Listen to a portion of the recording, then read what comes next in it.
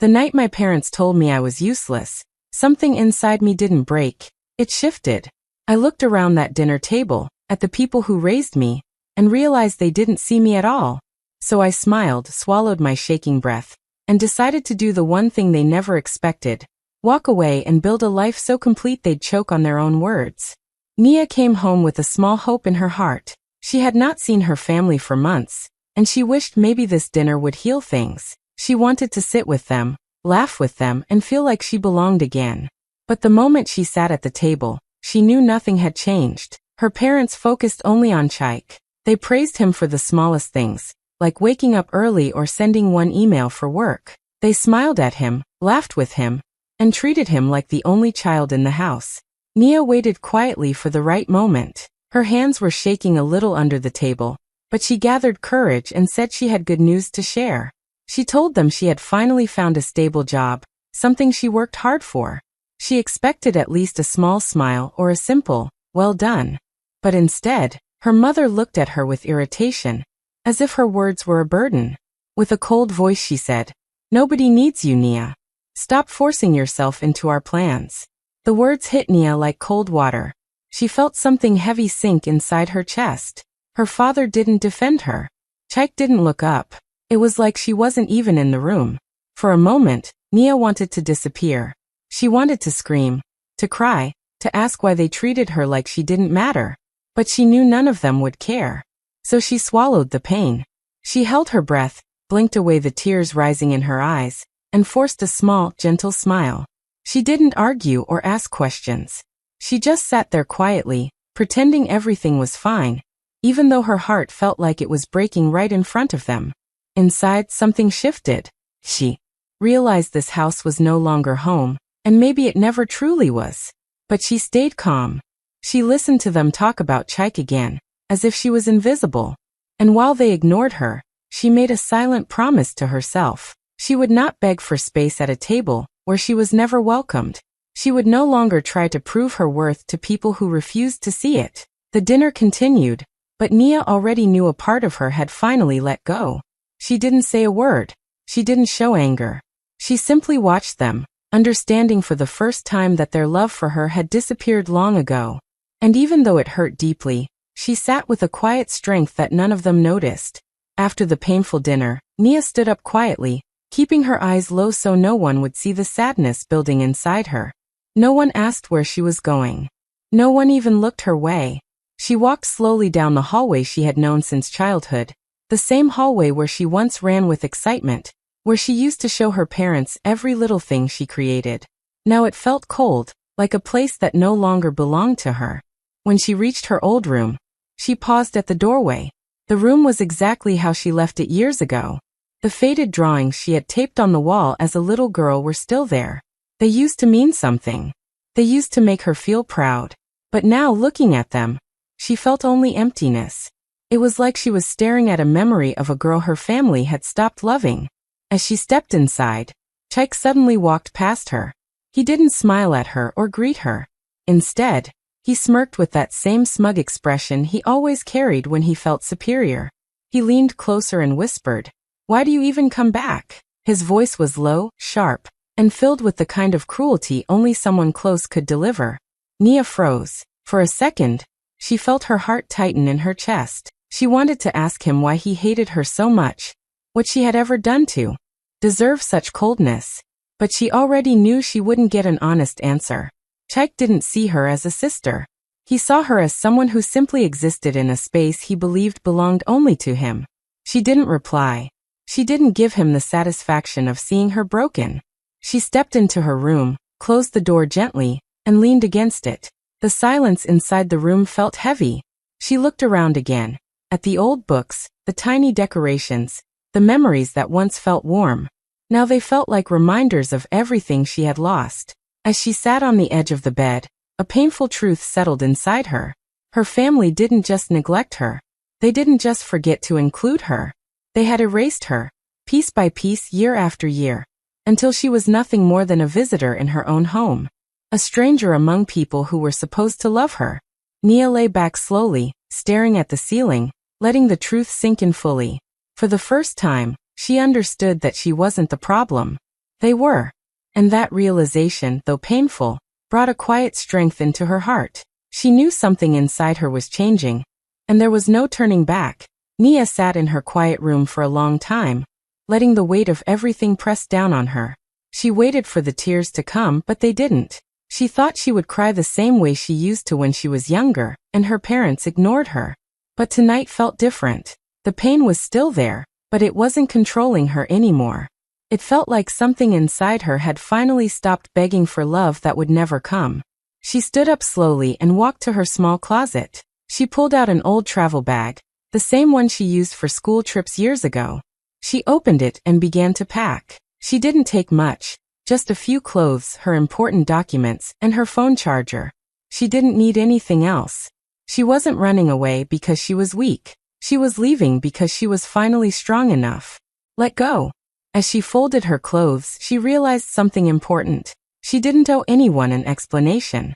Not her mother who dismissed her, not her father who stayed silent, not Chaik who enjoyed hurting her.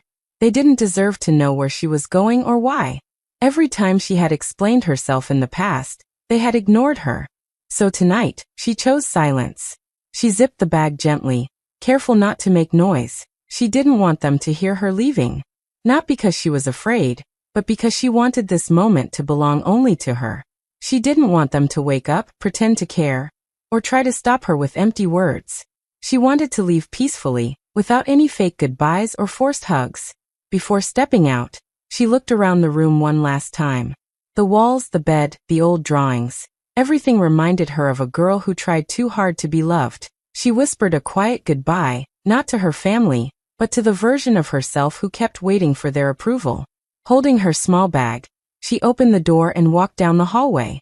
The house was dark, silent, and cold. Every step she took felt lighter than the one before. She didn't rush. She didn't hesitate. She simply walked with a calm that surprised even her.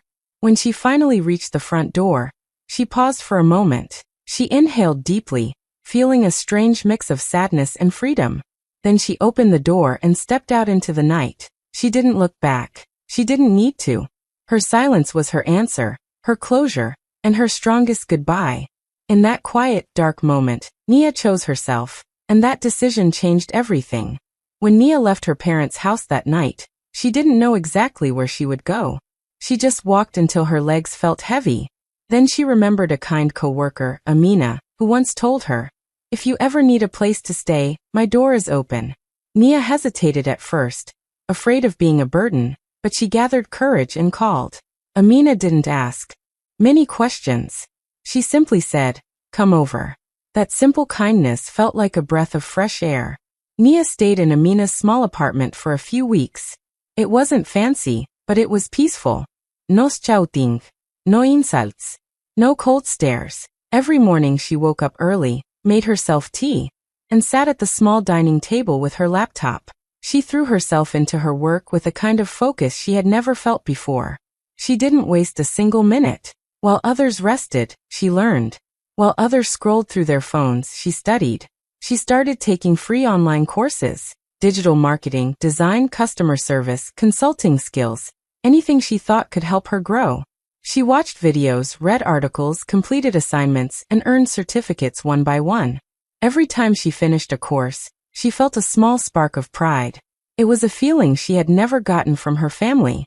During breaks, she connected with people online.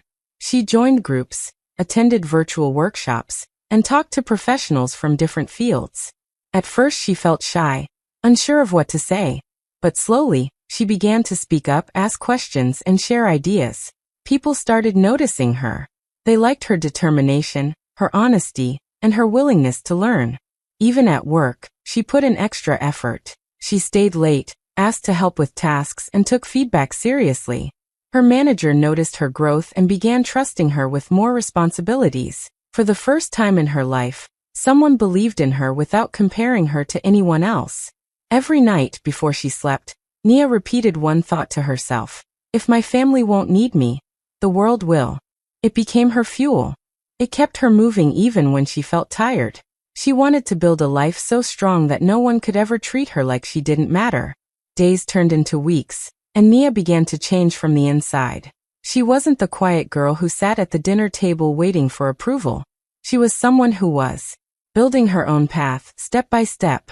She didn't have much yet, no big house, no fancy car, but she had something more powerful, direction. And deep inside, she knew she was becoming the woman her family never imagined she could be. Nia's growth continued day by day until she realized she wanted to create something of her own. She didn't have a big plan or a lot of money, but she had skills now, real skills she had worked hard to learn. So she decided to start small. She created a tiny digital consulting service from her phone. She helped small shops set up social media pages, guided business owners on how to reach customers online, and designed simple marketing plans. At first, everything was slow. She barely had any clients, and the few she got paid very little. But she didn't complain. She kept going because she knew beginning was always the hardest part. Her days became long. She woke up early, worked through the day, and sometimes stayed awake until morning answering messages, fixing designs, and preparing reports. She worked from the corner of Amina's apartment, using her phone and an old laptop. She didn't treat her work like something temporary. She treated it like a future she was building with her own hands. Some nights she was so tired she could barely think, but she reminded herself why she started. She wanted a life where no one could tell her she was useless ever again. Months passed, and slowly her work started attracting attention. One client recommended her to another, and then another. Her phone never stopped buzzing. She stayed calm and professional, always giving more than what people paid for. She didn't have fancy equipment or a big office, but she delivered results, and that was enough. Then one morning, something happened that changed everything. A major company reached out to her. They had seen her work online and wanted to hire her for a long-term project. At first, Nia thought it was a mistake. She reread the message 3 times, her hands shaking. But it was real. They sent a contract with an amount she had never imagined earning. When she signed it, she felt a warmth spread through her chest, not pride from others, but pride from herself. With the money from her first big win, Nia moved out of Amina's apartment and rented her own place. It was small but bright, and it belonged to her. She bought her own furniture piece by piece, a couch, a desk, a new mattress. For the first time, she decorated a space not for approval, but for comfort. As she stood in her new apartment, she thought of all the times her family mocked her for being unstable, for not having enough, for being the weak one. Now she had built a foundation stronger than anything they ever offered her. And she had done it alone. One step, one client, and one sleepless night at a time. One afternoon, Nia was sitting at her small desk, checking emails and planning her next client project, when her phone rang. The name on the screen made her pause. Chaik. She hadn't expected to hear from him, and part of her wanted to ignore it. But curiosity got the better of her, and she answered. His voice was shaky, almost desperate. Nia. Mom wants you home. Dad's business is collapsing. They need your help. For a moment, Nia felt a strange mix of emotions. She remembered all the times her family had laughed at her, ignored her, and made her feel invisible. She remembered the nights she cried alone in her childhood room, wishing someone would notice her. She remembered the dinner where her mother told her, "Nobody needs you." All those memories pressed in on her at once. But this time, something had changed inside her. The girl who once ran back for approval was gone. The girl who waited for love that never came was gone. Nia had spent months building herself, learning new skills, and creating a life that belonged only to her. She realized she didn't owe them anything, not her time, not her energy, not her forgiveness. She took a deep breath and said calmly, "I'm busy, Chaik." The words surprised even her. For the first time, she didn't hesitate. She didn't soften them. She didn't apologize or make excuses. She simply said no. And on the other end of the line, she could hear a pause, a hesitation she had never heard before in Chaik's confident, mocking tone. He tried to press further, stammering, "But, Nia, they really need you. Please just come home." She stayed silent for a few seconds, letting the weight of her absence speak louder than any argument. Then she repeated, firmer this time, "I can't, Chaik. I have my own work. I have my own life. You need to handle your own problems." It was a small conversation, but it felt monumental to Nia. For years, she had been trained to obey, to bend, to make herself small for them. But now she had drawn a line. She wasn't the child they ignored anymore. She was her own person. As she hung up, Nia felt a quiet power inside her. She didn't gloat. She didn't feel anger. She simply felt free. She knew deep down that this call marked the beginning of something bigger. Their world, which had once controlled her, was starting to crumble without her. And for the first time, she smiled, not out of revenge, but out of knowing she had finally taken control. Weeks passed, and Nia had settled into her new life. She had her own apartment now, a small but bright space that reflected her hard work and independence. One afternoon, while she was organizing files and preparing a proposal for a client, she heard a knock at the door. She wasn't expecting anyone, and the knock came with an urgency that made her pause. When she opened the door, her heart skipped a beat. Standing there were her parents. Her mother's eyes were wide, her father's face pale, and Chike hovered behind them looking nervous. They hadn't called or asked for permission. They had simply shown up, stepping into the life they had ignored for years. Nia stepped aside and let them in. She didn't greet them with joy or anger. She simply watched as they looked around, and the surprise on their faces made her chest swell with quiet satisfaction. The apartment was neat, organized, and bright. Her desk was set up with a laptop, documents, and files ready for work. A small shelf held books and certificates she had earned over the months. The space spoke of independence, focus, and achievement, proof that she had built a life without their help or approval. Her father stumbled over his words, trying to make sense of it. We knew you'd make something of yourself," he said, his voice shaking slightly. There was a mixture of pride and fear in it, but it came too late. Nia noticed the hesitation in their movements, the uncertainty in their eyes, the realization that she had grown far beyond the person they had dismissed. Nia didn't gloat, didn't lecture, didn't let anger show. Instead, she walked calmly to the small kitchen, poured tea into 3 cups, and handed them over one by one. Her hands were steady, her expression neutral. She didn't smile. She didn't apologize. She didn't explain. The tea was a simple gesture of civility, not forgiveness. It was a quiet way of saying, "I am in control now." Her parents sipped nervously, looking around, taking in the proof of everything they had ignored. For the first time, Nia realized she didn't need to say a single word to prove herself. The apartment, the work, the certificates, the calm strength in her presence. Everything she had built spoke louder than any argument or plea could. They had expected the same Nia who returned for approval, the same Nia who begged for their love.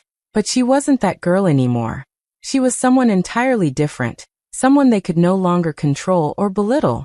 And as they sat quietly, drinking the tea she had offered, Nia understood that the world she had built for herself was now untouchable, a life they had no power over, and a victory they would never forget. Her parents had been quiet for a while, staring at the apartment and everything Nia had built. Then her mother's voice cut through the room, sharp and demanding. "Nia, you have to come back. The business is failing, and we need you to save it. You're the only one who can fix this." Her father nodded quickly, eyes pleading, as if she owed them something for all the years she had been ignored. Nia listened carefully. She didn't interrupt. She didn't roll her eyes or laugh. She let the words sink in. For years they had belittled her, made her feel invisible, told her she was useless, and mocked every step she took to build her life.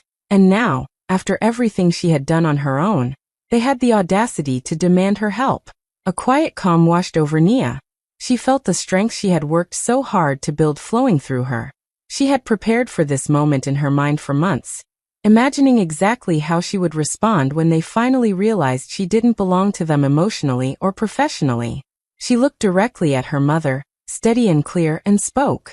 "You said nobody needs me," she began, her voice soft but firm. "And you were right. Nobody did. Nobody in this house ever needed me. But I survived. I learned. I grew. I worked harder than anyone here even imagined. And now I don't need you either." Her voice trembled slightly, not from fear or anger, but from the pure release of years of bottled-up pain. She could feel it leaving her chest like a heavy weight falling to the floor.